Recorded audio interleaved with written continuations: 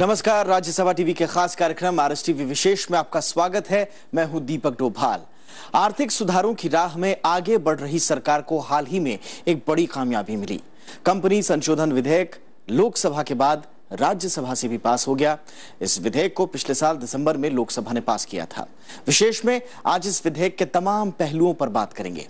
तो आइए शुरू करते हैं आरएस टीवी विशेष कंपनी संशोधन विधेयक।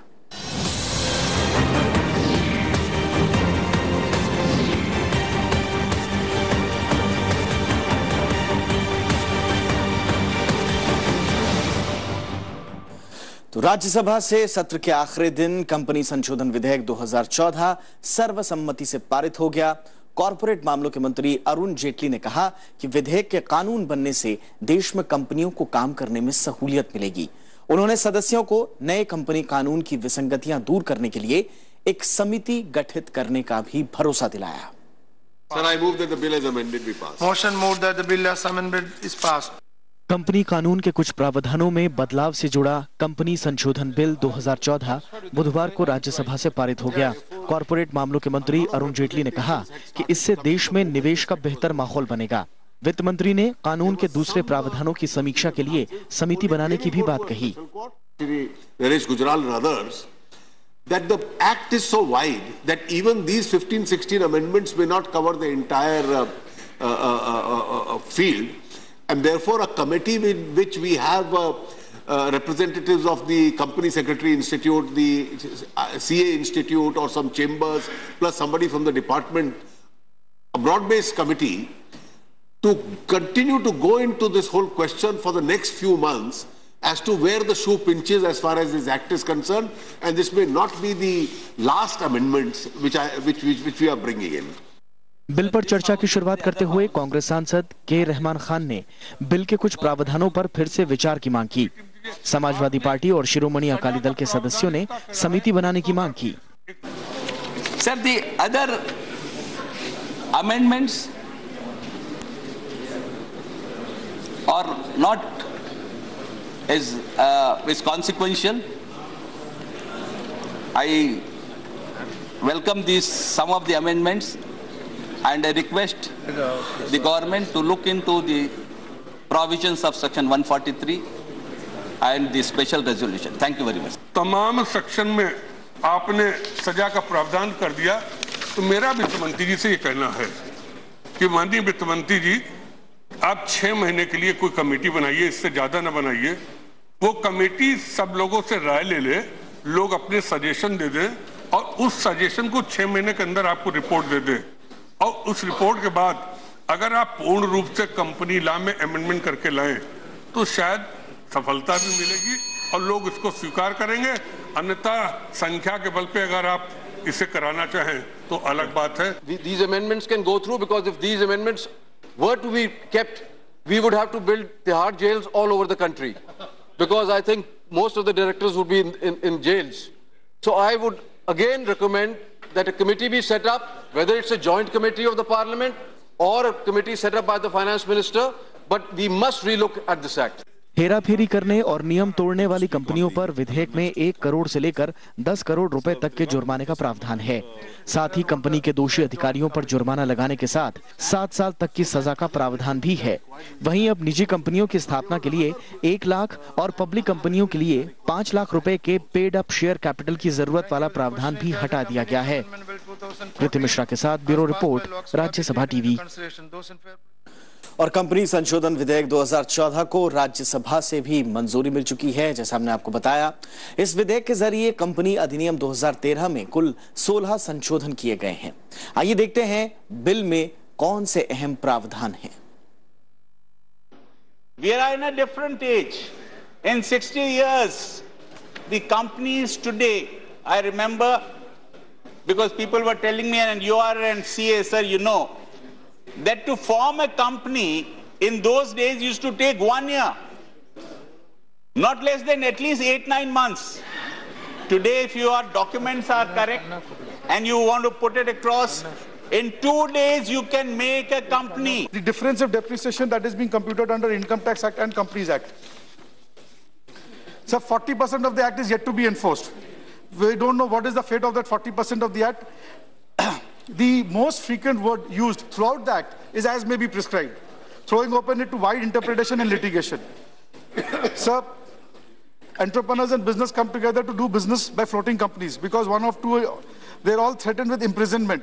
Again, this is also not being addressed properly. Major deterrent should be addressed only in most serious cases, that too when it is proven beyond reasonable doubt. The removal of difficulties clause, sir, which is the last clause of the Companies Act, has been frequently taken, sir, and several notifications have been issued, sir, on the basis of the removal of difficulties clause. Sir, many clarifications have been issued, and they are beyond the scope of the very section itself, sir. Therefore, a complete re-examination has to be made regarding the power and the scope to issue such clarifications, and also examine whether removal of difficulties provision is the right provision for issuing clarification. Business के एतबार से हमारे देश का दुनिया में 124वां स्थान है, यानी हम बहुत पीछे हैं। और सुविधाओं के हिसाब से अगर मैं कहूं तो दुनिया में हमारा 189वां स्थान है। पिछले एक वर्ष में देश का कारोबार, देश का व्यापार बहुत डाउन गया है, लोग मुश्किल में हैं। Corporate social responsibilities, yes sir, you have made 2% in the original bill. I suggest that it should be at least 5% in that area, and it should be on the website that what the corporate social responsibility they have taken care of. It has never been known to any member of parliament or any legislature in the state where the corporate house they make their industries. So all these points, sir, has to be taken into consideration. ये इसका registration companies का अगर registration की तरफ हम देखें, इसका मानक अगर समझे कि भाई अगर हमने अच्छा बिल लाया होता तो इससे तो बिजनेस बढ़ता, कंपनी का रजिस्ट्रेशन बढ़ता। रजिस्ट्रेशन घटते गया है और पीपल पार्टनरशिप फर्म के अंदर जाना ज्यादा पसंद करने लगे हैं। तो अगर हम रिस्ट्रिक्शन इस प्रकार के ले आएंगे कि जिससे बिजनेस करना मुश्किल हो जाएगा, तो अपने यहाँ पर इकोनॉमी अच्छी होने से रही। The vast majority of the companies are honest, and a malfeasance of a few must not create an environment of fear and apprehension in the business community. This would be very retrograde, primarily because there are not enough qualified auditors. They might be qualified, but they are not competent.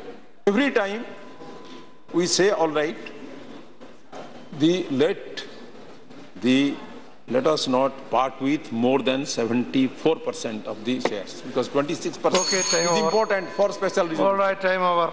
You are giving it up. Okay, time over. Kindly reconsider.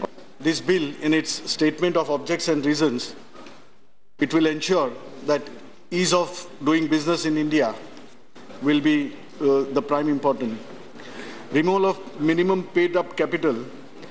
The Act has defined that private company or the public company, the minimum threshold capital which was required earlier, that has been removed. आपने जो amendment bill आप लेके आए, it is not enough. इसका आपने जो वायदा किया है हम सब लोगों से, आप इसकी कमेटी बनाइए और 6 महीने के अंदर इसके पूरे सिस्टम को इसको रिव्यू करिए। तो कंपनी संशोधन विधेयक 2014 को राज्यसभा से भी मंजूरी मिल चुकी है।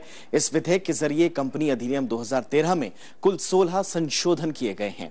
आइए देखते हैं क्या है इस बिल के प्रावधान। सरकार का कहना है कि ये कंपनी अधिनियम 2013 को लेकर चार्टर्ड अकाउंटेंट उद्योग और व्यापक से जुड़े लोगों ने सरकार को कुछ परेशानियां बताई थीं। कंपनी संशोधन विधेयक 2014 के तहत सरकार ने उन्हीं दिक्कतों को दूर करने की कोशिशें की हैं।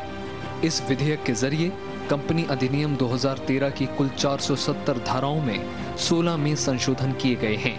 इससे देश में निवेश का माहौल बेहतर होगा और नए उद्योग लगाने में आने वाली परेशानियां कम होंगी।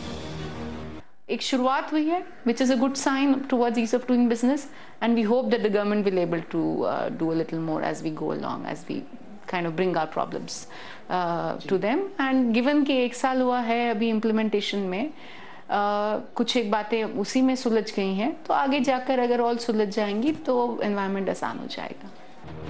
इस संशोधन के जरिए न्यूनतम चुकता पूंजी की जरूरत को खत्म किया गया है। मौजूदा कानून के मुताबिक निजी कंपनी के लिए न्यूनतम सीमा 1 लाख रुपए और सार्वजनिक कंपनी के लिए 5 लाख रुपए है। नए अधिनियम के तहत स्वीकृत जमा पर निश्चित सजा का प्रावधान और रजिस्ट्री में दायरा बोर्ड प्रस्तावों के सार्वजनिक निरीक्षण को खत्म कर दिया गया है। बिना दावे वाले और गैर चुकता लाभांशों के ट्रांसफर संबंधी नियमों को दुरुस्त किया गया है। With regard to a large number of private limited companies, the provisions of very onerous nature being made applicable to them. Now, by virtue of a notification, it was possible to give private limited companies exemption from some of those provisions. And therefore, those exemption notifications have been given, and the pain of some of those provisions has been diluted by that particular process. इसके अलावा धारा 185 में बदलाव किया गया है ताकि निदेशकों को मिलने वाले कर्ज के प्रावधान को सरल किया जा सके।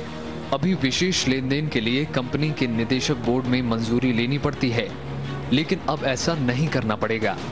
पहले कंपनी खातों का ऑडिट करने वाले को किसी भी स्तर के फ्रॉड की जानकारी कॉर्पोरेट कार्य मंत्रालय के सचिव को देनी अनिवार्य थी, लेकिन अब एक निश्चित रकम से ज्यादा की धांधली की ही सूचना सरकार को दी जाएगी। इसके अलावा धारा 447 के तहत आने वाले गड़बड़ी से जुड़े अपराधों तक ही जमानत प्रतिबंधों को लागू किया जा सकेगा। So a provision for bail which was considered very onerous even for an anti-terrorism law is brought in for a violation of the Companies Act. So it was earlier brought in for the Customs Act, then the then Finance Minister, I had pointed it out to him, had withdrawn it. Now this is an onerous provision, so except in very serious cases of fraud, I have amended that provision and the normal provisions under the CRPC will apply as far as bail is concerned. Company अधिनियम 29 अगस्त 2013 को लागू हुआ था। इसका मकसद पारदर्शी corporate governance और company संचालन से जुड़ी गड़बड़ियों को दूर करना था, लेकिन इसके कुछ प्रावधान बहुत कड़े थे, जिन्हें लेकर कंपनी संचालकों की कई शिकायतें थी। हालिया संशोधन के जरिए सरकार ने इन प्रावधानों में ढील करने की कोशिश की है। जैगम मुर्तजा, राज्यसभा टीवी। और वक्त एक छोटे से ब्रेक का। ब्रेक के बाद हम आरएस टीवी विशेष में आगे बात। तो कंपनी संशोधन विधेयक को संसद की मंजूरी मिल गई है और राज्यसभा से पहले 17 दिसंबर 2014 को कंपनी कानून संशोधन विधेयक को लोकसभा की भी मंजूरी मिली। लोकसभा में बिल पर चर्चा के दौरान कांग्रेस ने बिल को स्थायी समिति को भेजने की मांग की, जिसे खारिज कर दिया गया। लोकसभा में 16 दिसंबर 2014 को कॉर्पोरेट मामलों के मंत्री अरुण जेटली ने कंपनी कानून संशोधन विधेयक पर विचार के लिए प्रस्ताव रखा। उन्होंने कहा कि ये बिल देश में कारोबार को आसान बनाने के लिए लाया गया है। बिल पर चर्चा की शुरुआत कांग्रेस सांसद वीरप्पा मोइली ने की। उन्होंने विधेयक के कई प्रावधानों को निष्पक्षता के लिए खतरा करार दिया और स्थायी समिति को भेजने की मांग की। The ideal thing for the honorable minister to agree to refer it to a standing committee, because you can understand, because in the various discussions, consultations held both in the standing committee earlier, twice it had gone to the, not once, twice it had gone to the consultation committee, standing committee, and it had also gone through the mill. I think it is safer to refer it to a standing committee, and so that it can be totally re-examined before this amendment is brought about. BJP सांसद किरीट सोमैया ने bill के प्रावधानों का समर्थन करने के साथ ही कुछ अहम सुझाव भी दिए। माननीय सभापति जी, मेरा जो प्रिय सब्जेक्ट है small investor protection, investor education and protection fund, इसके संबंध में एक माइनर ऑब्जर्वेशन है। मुझे पता है इसी सदन में अरुण जेटली जी ने ही, तभी वो कंपनी मंत्री थे, और यह कंसेप्ट उन्होंने इंट्रोड्यूस किया था। आज वो वित्त मंत्री है जिसमें कंपनी मंत्रालय भी है, तो मैं उनको धन्यवाद देता हूं, लेकिन साथ में एक चीज के प्रति उनका ध्यान आकर्षित करना चाहूंगा कि गए 10 साल में आपने जो उस समय पर जो पौधा लगाया था, वास्तव में investor education protection fund, after 10 years there is a need for a review, उसका क्या हुआ? सदन में दूसरे दलों के सांसदों ने भी बिल पर अहम सुझाव दिए। सांसदों ने कारोबारी स्वतंत्रता और निर्माण क्षेत्र की चुनौतियों से लेकर देश में कारोबारी माहौल से जुड़े कई मुद्दे उठाए। Point out the several problems with regard to the bill. The amendments include replacing special resolution with ordinary resolution for approval of related party transactions by minority shareholders. This means that companies need only to have the consent of 50% of the minority shareholders present instead of the 75% which is prescribed under law. Now, this reduces corporate democracy. Bill पर चर्चा अगले दिन यानी 17 दिसंबर को भी जारी रही। समर्थन करने वाले सांसदों ने कारोबार में आसानी से रोजगार बढ़ने की उम्मीद जताई, जबकि विरोध करने वाले सांसदों ने बिल को कॉर्पोरेट जगत को बेवजह छूट देने वाला बताया और इसकी आलोचना की। आखिर में कॉर्पोरेट मामलों के मंत्री अरुण जेटली ने सांसदों की चिंताओं का जवाब दिया। उन्होंने सदन को आश्वस्त किया कि कंपनी कानून की धारा 76 में अवैध तरीके से लोगों से धनराशि जमा कराने वाली कंपनियों को सजा देने का प्रावधान किया गया है। उन्होंने कहा कि मौजूदा कानून में ऐसा प्रावधान नहीं है। वित्त मंत्री ने कहा कि सरकार ने इन संशोधनों के जरिए कंपनी कानून 2013 के दमनकारी प्रावधानों को भी हटा दिया है, क्योंकि अगर ऐसा ही माहौल रहा तो कोई भी व्यक्ति यहाँ कारोबार करने के लिए नहीं आएगा। सरकार कारोबार के माहौल को सुगम बना रही है। 4 kinds of changes which we are making. One is with an intention for ease of doing business. The other is drafting errors. The third is oversight. And the fourth is some provisions which are ex facie oppressive to an environment. इसके बाद लोकसभा ने विधेयक ध्वनिमत से पारित कर दिया। सरकार ने कंपनी कानून में दर्जन भर से ज्यादा संशोधन किए हैं। दीपक Doval, Rajya Sabha TV.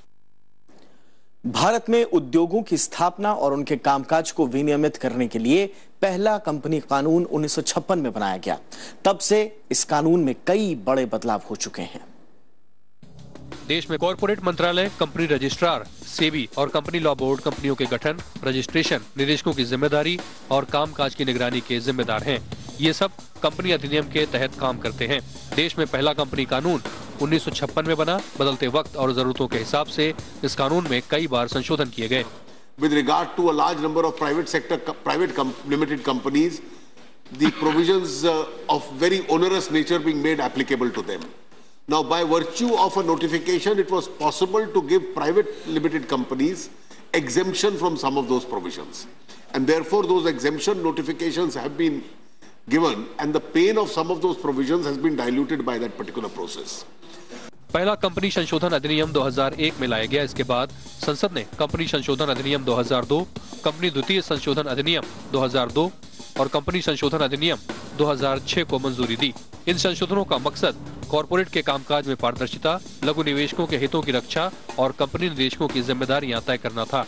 Even earlier also, as far as the audit reports are concerned, the CAG comments on the company's audit reports are concerned, it has the central government or the concerned ministry are to go through and file their comments before the house, both the house before, when they lay the papers before the house. But I can say with my experience that all the comments, the central governments are not looking into the various comments of the CAG and the auditors, at least now reporters hitherto. 2013 में नए company अधिनियम के जरिए 1956 के कानून को बदल दिया गया। कंपनी अधिनियम 2013 पहले के कानूनों से ज्यादा व्यापक था। इस कानून के जरिए पहली बार एकल व्यक्ति वाली कंपनी की स्थापना, महिला डायरेक्टरों की नियुक्ति, कॉर्पोरेट की सामाजिक जिम्मेदारी तय करने, वक्त वक्त पर ऑडिटर बदलने, कंपनियों के विलय को आसान करने और गंभीर गड़बड़ियों की जांच के लिए कार्यालय बनाने की पहल की गई। Amendment of some of the provisions like the removing this threshold limit for the minimum capital requirement for private companies and public companies. The Act of 2013 says that a private company should have a minimum capital of 1 lakh and the public company should have a minimum capital of 5 lakhs. This was a provision introduced to curb the shell companies and to put restrictions and to see while incorporating the companies. 2013 का कानून company मामलों में गड़बड़ियां, फर्जी कंपनियों की स्थापना और निवेशकों के साथ धोखाधड़ी रोकने में काफी हद तक कामयाब रहा, लेकिन कॉर्पोरेट तबके में इसे लेकर असंतोष भी था। लोगों का कहना था कि इसकी वजह से कानूनी दिक्कतें बढ़ रही थी। मौजूदा संशोधन के जरिए सरकार कॉर्पोरेट की कानूनी अड़चनों को दूर करना चाहती है। ज़ैगा मुर्तजा, राज्यसभा टीवी।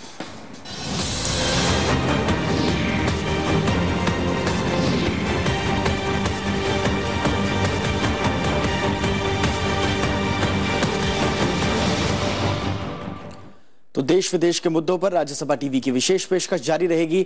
हम आपको आगे भी दिखाते रहेंगे आम आदमी से लेकर अंतर्राष्ट्रीय राजनीति को प्रभावित करने वाले तमाम मुद्दों पर राज्यसभा टीवी का खास कार्यक्रम विशेष।